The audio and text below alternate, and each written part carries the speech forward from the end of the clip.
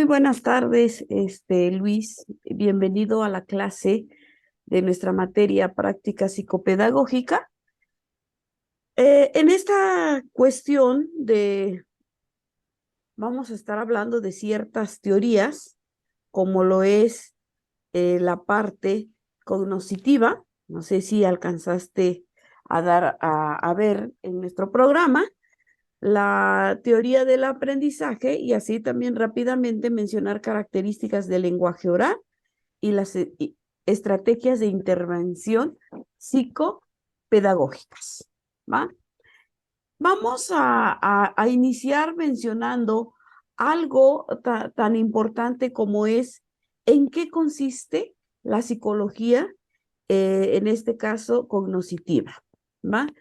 Sabemos de antemano que esta parte pues va directamente hacia la corriente afectiva de nuestros pensamientos, ¿sí? De nuestros pensamientos, y también a que con ello nosotros vamos a poder, pensamientos y la parte mental, vamos a poder observar a qué tipo de trastorno nosotros vamos a encontrarnos en este camino del aprendizaje. Eh, Dentro de lo que es la psicología cognoscitiva, también observamos en nuestra parte importante de lo que es nuestro lenguaje. Este lenguaje que se vuelve muy cotidiano, muy coloquial, pero también que con frecuencia nosotros lo vemos muy familiarizado porque recordemos la influencia que tiene el contexto. El contexto familiar, el contexto ambiental, le vamos a llamar de esa manera, y eso nos va a permitir y nos va a dar una pauta para ir, pues ahora sí que conociendo y adquiriendo el conocimiento de cada uno de nuestros estudiantes o con las personas con quienes también nosotros estemos en ese momento laborando. La psicología cognitiva, vemos, se trabaja, se observa el comportamiento humano. ¿Por qué el comportamiento humano? Porque sabemos que los terapeutas, los psicopedagogos, el docente, el pedagogo, pues siempre se va a centrar un poquito en el comportamiento que tiene el ser humano, que es como la base educativa. Y a través de ellos y con el tiempo también observamos y nos damos cuenta, percibimos lo que sucede con nuestros estudiantes en esta parte cognitiva y la parte mental, y también nos damos cuenta que hay estímulos, hay respuesta, pero según la forma de trabajo que tenga cada uno de nosotros. Si tienes alguna duda, me puedes preguntar, Luis. No, ninguna duda hasta el momento, maestra. Bueno. De antemano, y en el trabajo de los teóricos que mencionaba al inicio, la psicología cognitiva siempre se va a encargar de conocer los procesos también mentales, pero también cuando el paciente permite o la persona permite que quien esté al frente pueda, y, vamos a decirle que pueda entrometerse un poquito para ver esta parte de la conducta. ¿Cómo nos damos cuenta en nuestros estudiantes que pueden estar un poco retraídos, que pueden estar violentos, ausentes dentro del aula, etcétera? Ahí es cuando tenemos dentro de la práctica psicopedagógica, el acercamiento humano, el acercamiento del docente hacia su alumno, siempre y cuando también la otra parte permita que nosotros o que el docente conozca lo que le está sucediendo, pueda ser en el aspecto emocional o en el aspecto de la conducta. Y entre otro, vemos que dentro del aspecto en el aspecto de la psicología cognitiva vamos a utilizar y en muchos espacios lo que es la terapia, ¿verdad? Esa terapia cognitiva que nos ayuda a resolver muchos problemas que pueden pues venir cargando los estudiantes con ello.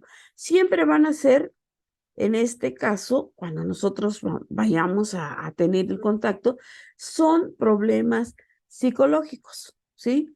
De repente podemos enterarnos de situaciones que está pasando nuestros estudiantes, pero no podemos a veces adentrarnos más cuando es un problema familiar o algo donde no nos es permitido cruzar cierta línea con nuestros estudiantes. Pero si yo observo que su conducta, que está retraído, que es el aprendizaje, por supuesto que es la labor en donde entra el docente, ¿va?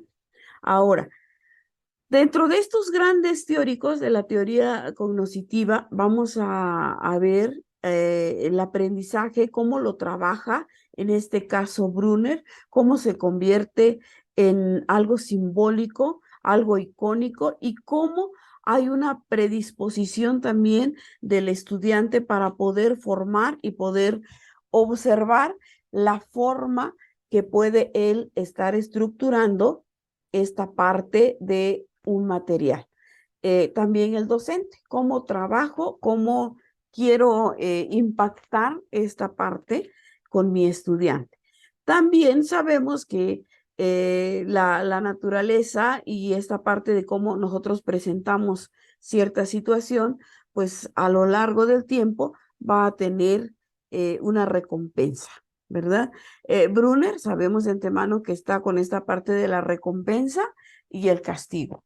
Si lo haces bien, tienes un premio.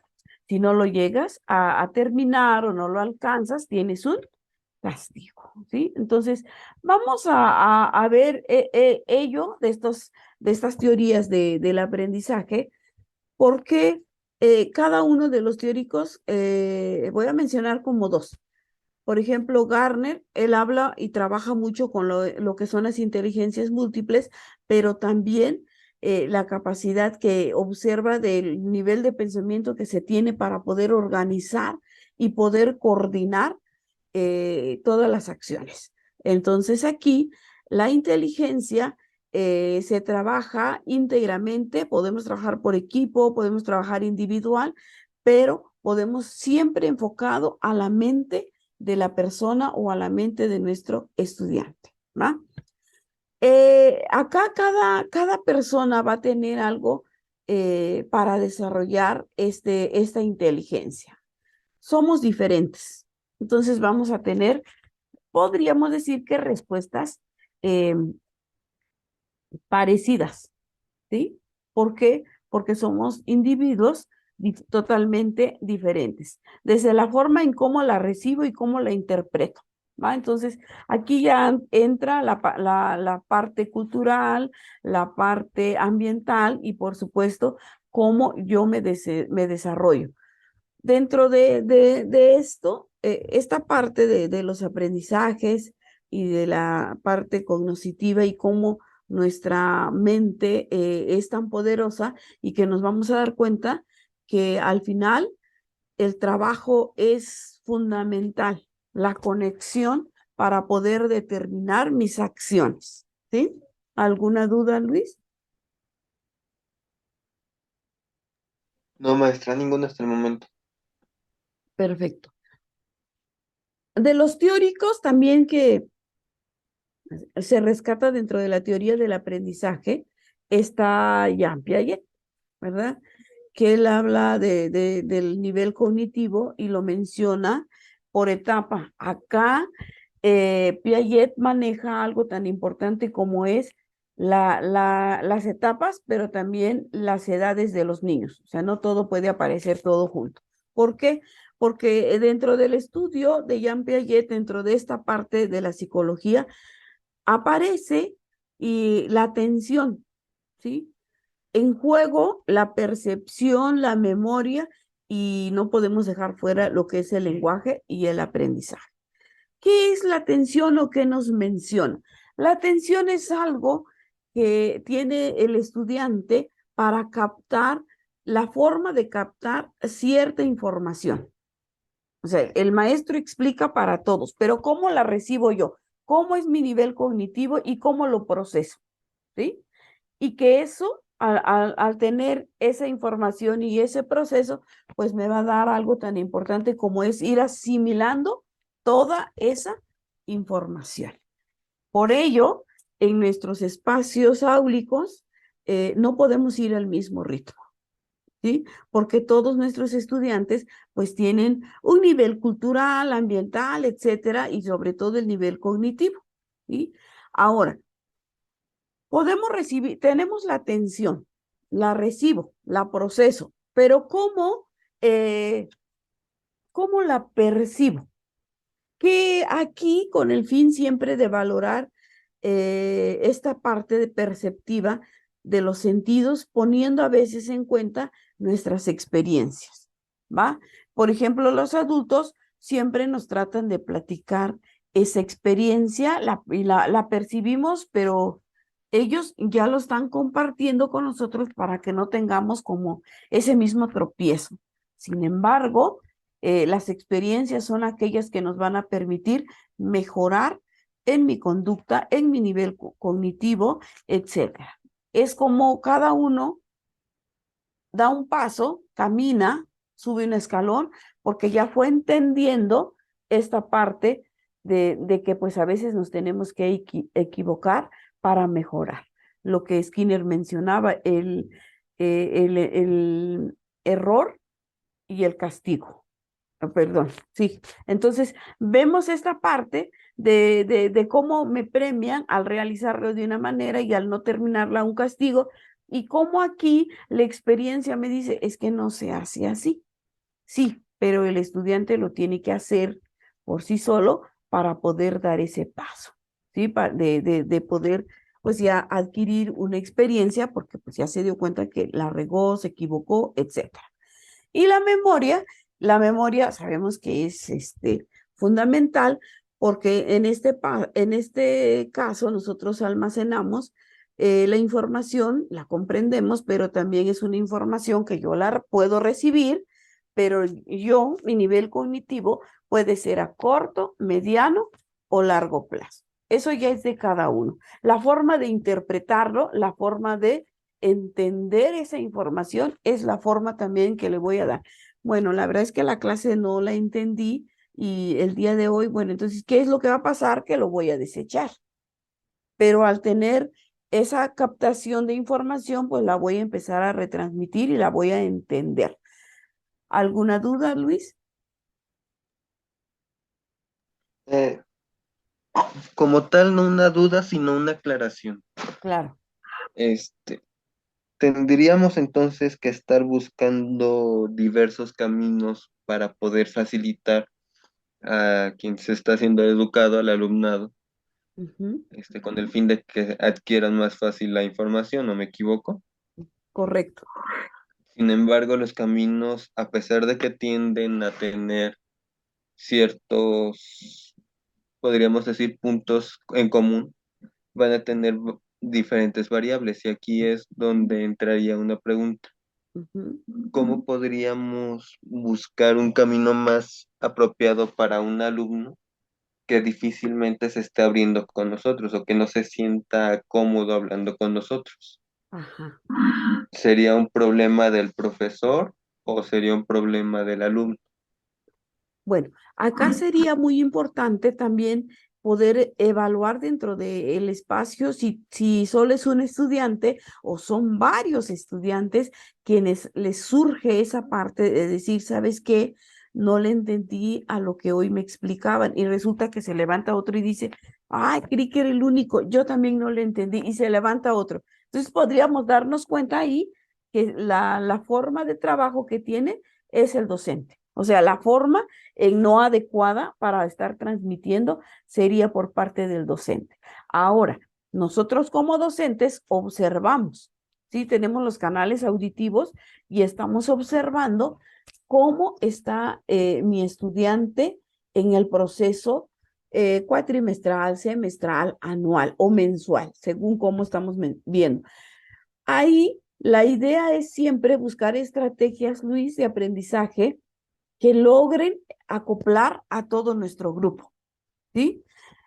Si una me funciona, para ciertos alumnos veré por qué la otra no me funciona y buscaré otra estrategia a fin de ir acomodando los más cercanos. Por ejemplo, si hay 30 o 35 estudiantes y ya solo hay como con un lento aprendizaje o más rezagados 5, quiere decir que algo bueno estoy haciendo, ¿sí? De esos 35, teníamos solo 5 que que entendían al maestro. Entonces, ya ahora veo que ya hay 35, ¿no? Entonces, algo bueno.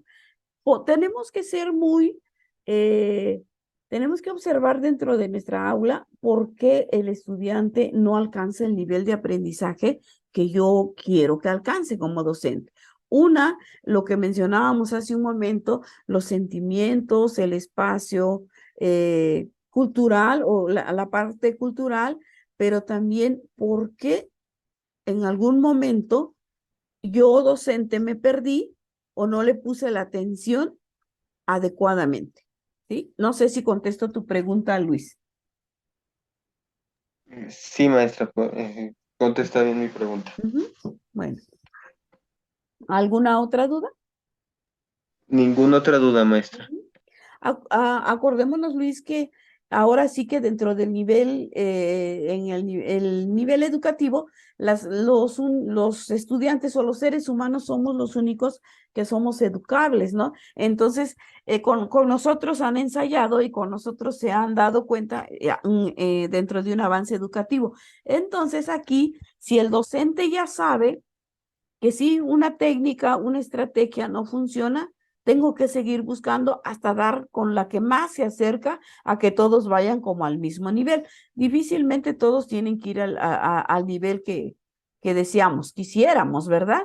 Pero hay muchos factores cognitivos, culturales, eh, mentales o algo importante, alguna barrera de aprendizaje totalmente diferente, etcétera. Entonces nos vamos a encontrar en esta parte con algo que a veces lo vamos a ir resolviendo conforme voy conociendo a mi estudiante y voy captando pues la debilidad o en dónde es que a él se le dificulta, dónde se le dificulta el aprendizaje, ¿va? Porque, por ejemplo, en una unidad que vamos a ver más adelante, puede ser oral, puede ser escrita o en muchas situaciones. Pueda que me entienda al 100, pero a la hora de poder argumentar, expresar, se le dificulte, pero me hace un buen trabajo, ¿va? Entonces, ahí nos damos cuenta, dentro de esta parte de la psicología cognitiva, la parte de nuestro aprendizaje, cómo todas las teorías son muy importantes conocerlas. Mencionamos a Brunner, mencionamos a Gardner, mencionamos a Piaget, y como cada una, ya hay muchas que mencionar, ¿sí? Entonces, la necesidad educativa que tiene el docente es que nuestro educando alcance el nivel de conocimiento, que lo procese a manera de lo mejor, ¿sí? Y que al tener esa organización te pueda argumentar lo que entendió.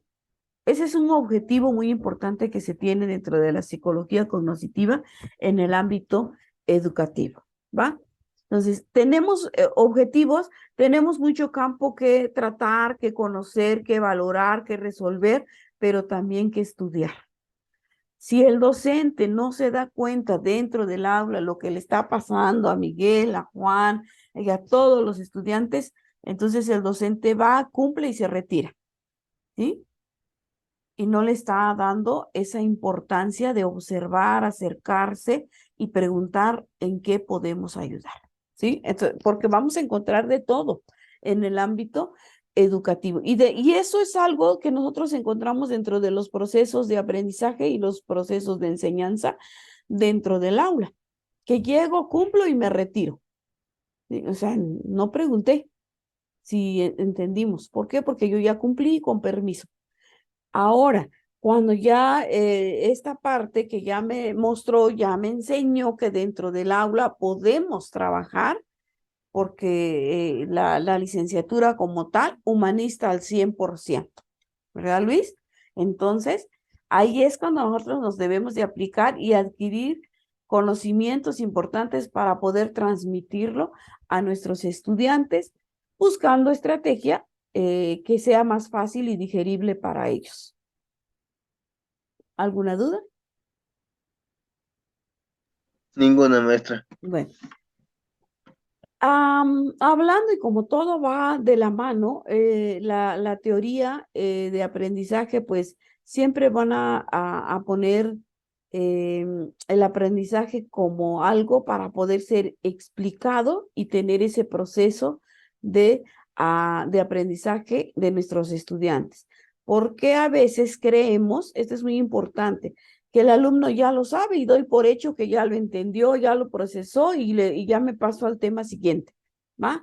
Aquí tengo que explicar en qué consisten sus variantes, etcétera, para poder ahora sí decir 5 preguntas, me dicen, y de las 5 que contestan, pasamos al siguiente tema. O un pequeño diagnóstico y paso al siguiente tema. Aquí ya el trabajo es en conjunto. Acá el aprendiz y el docente están retroalimentando, están interactuando, están haciendo algo muy importante, ¿va? Entonces, cada una de estas teorías del aprendizaje siempre se van a centrar en investigar, en aplicar ciertas estrategias y en estudiarlas para poder llevar a cabo esos métodos dentro del espacio educativo. Y por supuesto, como nuestra asignatura nos dice, la práctica es importante. La realización de algo experimental y obtener un resultado me va a permitir, ¿va?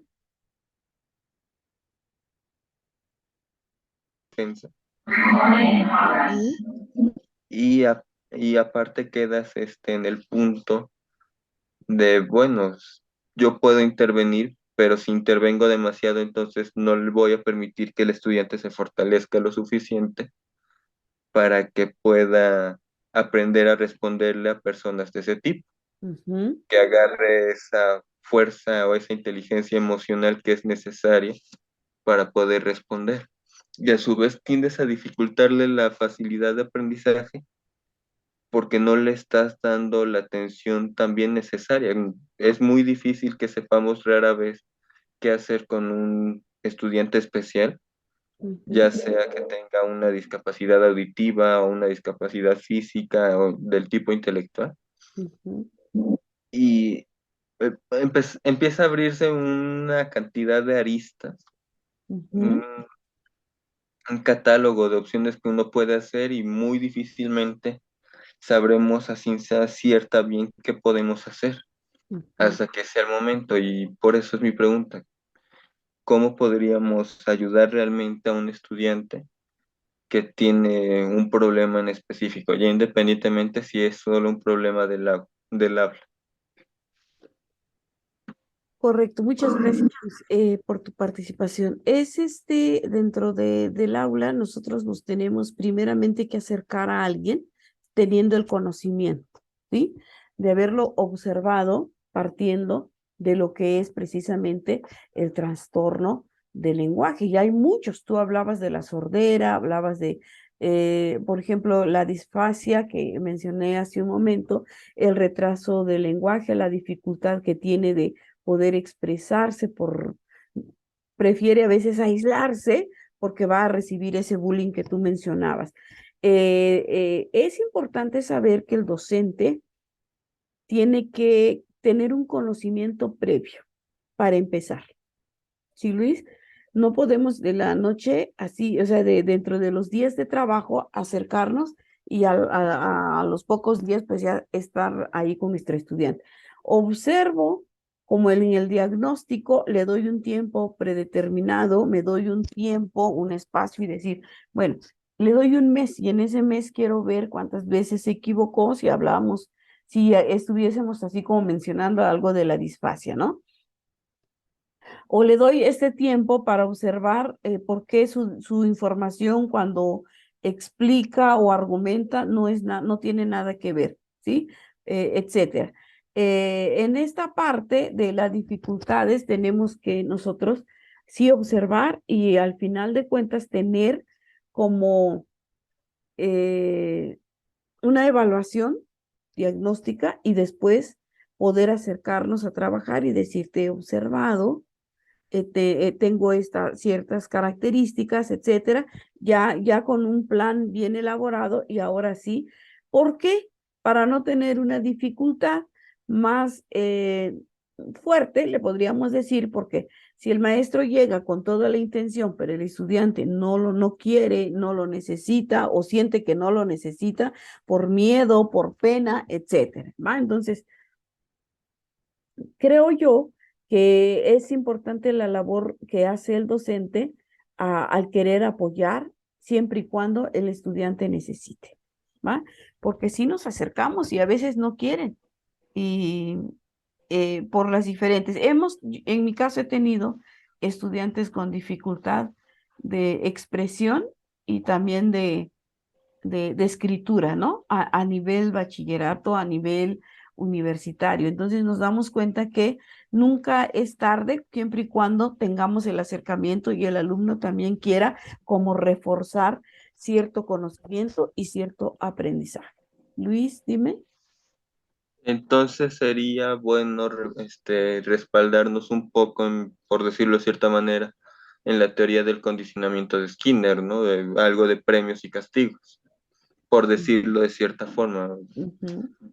Ya no estamos en la etapa de castigos corporales, pero sí cierto castigo que obliga al alumno a querer superarse a sí mismo. Se Exacto. puede reforzar incluso con teorías de programación neurolingüística o psicología moderna. Ujú. Correcto, sí, tienes toda la razón. Los castigos ya no deben, pero podemos hablar de algún castigo que no sea exactamente como mencionabas, corporal. Por ejemplo, vamos a hacer estas actividades y a veces nuestros estudiantes dicen, no, pero están en el teléfono. Si yo les retiro, es un ejemplo, ¿no? Les quito o padres de familia a determinado tiempo. Primero me haces tus actividades, tienes tanto tiempo y al final veré cuánto tiempo te doy el teléfono, ¿no? Etcétera. Sin embargo, como ya estamos hablando de la parte aquí de problemas, problemas o algún tipo de retraso de lenguaje, pues sí tenemos que ser muy prudentes y muy exactos para ver qué es lo que y cómo le voy a dar esa recompensa y cómo le voy a dar ese castigo, ¿va? Bueno, ¿alguna duda de esto, Luis? Ya ninguna maestra. Bueno, continuamos y esta es una de nuestro último tema que trae nuestra unidad 4, que son las estrategias de intervención psicopedagógicas, ¿va?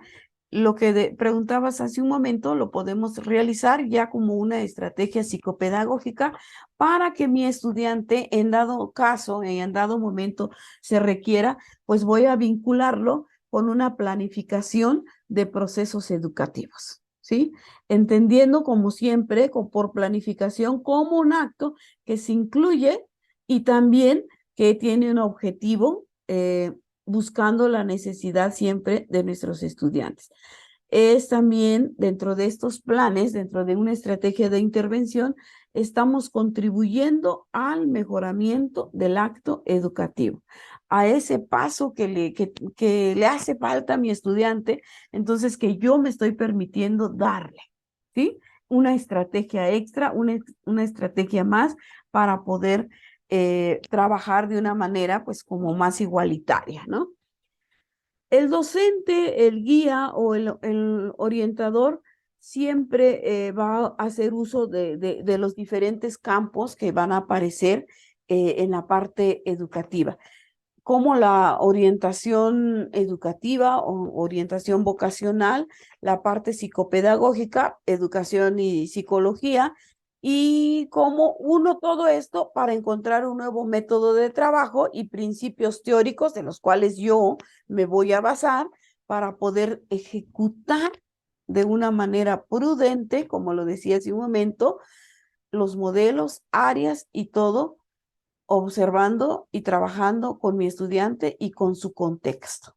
No me puede funcionar aquí, pero igual en otro poblado ya no me puede dar el mismo resultado, ¿va?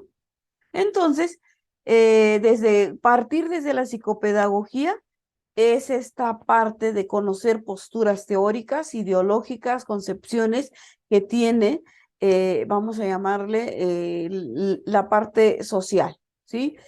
Pero nosotros como desarrolladores humanos siempre vamos a buscar el bienestar de nuestro estudiante, ¿sí? Y su entorno, ¿va?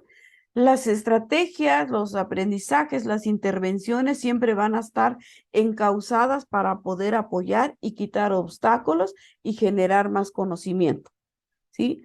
Todo esto va a ir siempre proyectado al aprendizaje de mi estudiante. Es que si yo lo utilizo, todos van a aprender a leer, ¿sí? Es que si yo, todos van a aprender a escribir. Entonces, el docente es el que se va a dar cuenta de una manera importante cómo buscar estas herramientas y cómo alcanzar su objetivo. Y es que de septiembre a diciembre nuestros niños ya tienen que aprender a leer. Bueno, tengo que ver qué obstáculos voy a tener en los primeros 2 meses y en los siguientes me pongo para que el niño pueda aprender a escribir, a poder pronunciar cantando, jugando, etcétera, ¿va? La intervención psicopedagógica siempre, siempre eh, la vamos a tener como algo eh, muy importante porque se une a lo que es la psicología, hacia lo que es otras áreas de poder intervenir en lo que el estudiante necesite, ¿va? Entonces, ahí nosotros nos vamos a dar cuenta, Luis, de cómo al final vamos a trabajar y hacia dónde y hacia quiénes voy a dirigir la intervención psicopedagógica, institucional, laboral, vamos a llamarla, porque colaboramos también con instituciones para poder transmitir, para poder observar las necesidades que tienen nuestros alumnos y si es en el ámbito empresarial, ver qué necesitan los trabajadores, ¿va? ¿Alguna duda, Luis? Bueno, Ninguna maestra, disculpe. no te preocupes. Bueno, acá la parte, como te mencionaba, de la psicopedagogía y la intervención siempre es buscar ese proceso integrador, ese proceso integral que siempre observamos esas necesidades y que siempre las vamos a identificar a medida también de nuestras posibilidades y siempre que aporte y tengo una propuesta, pero también que mi estudiante lo requiera. ¿Sí? Entonces, los modelos de intervención psicopedagógica siempre nos van a llevar a experimentar, a observar modelos, teorías, a poder diseñar, a poder intervenir en cuestiones siempre a favor de nuestros estudiantes. La intervención, la estrategia de intervención hacia cualquier actividad me van a permitir dar este momento de conocer y de alcanzar, de conocer las necesidades que tienen los estudiantes, ¿sí? Siempre en la intervención hay que buscar criterios de cómo plantearlos con nuestros estudiantes, pero también la organización que lleva el docente para poder proyectar y poder utilizar cualquier modelo o teoría, pero de una manera que sienta que sí es el adecuado para el grupo en el que esté él en ese momento trabajando, laborando, pero sobre todo utilizar esta parte también de la combinación de una satisfacción que va a tener el estudiante partiendo desde sus necesidades y la satisfacción que tiene el docente, el guía o el que esté frente al grupo cuando alcance su objetivo y se va a ver reflejado en el aprendizaje del estudiante o de nuestros estudiantes, ¿va? Luis, con ello damos por terminada la sesión. ¿Tienes alguna duda? Es una duda sobre las actividades, maestra. Ajá, sí. Principalmente la segunda es para saber si ya la puedo revisar, maestra. No, no la he revisado, ya revisé solo la primera, pero me imagino que la segunda también tiene la misma calidad. No, no he podido, Luis, pero ya en el transcurso de esta semana queda todo, ¿va? Ok, bueno, es que creo que, bueno, por lo que he estado oyendo en la clase, Ujú. siento que resumí de más. En caso de ser necesario, si pudiera ampliar si El pudiera volver a subir la actividad con más información, no hay ningún problema. correcto. Si quieres, más tardecito te dejo aperturado el mismo espacio, ya nada más ahí una nota que ya puedes volver a pegar tu link. Por supuesto que sí, Luis. Ok, perfecto, maestra. Pues muchísimas gracias, como siempre, por tu atención y a la clase y nos estaremos viendo posiblemente en una nueva asignatura. Te deseo mucha suerte, mucho éxito y muy buenas tardes. Gracias, maestra. Buena tarde. Gracias a ti. Cuídate. Bye. Adiós.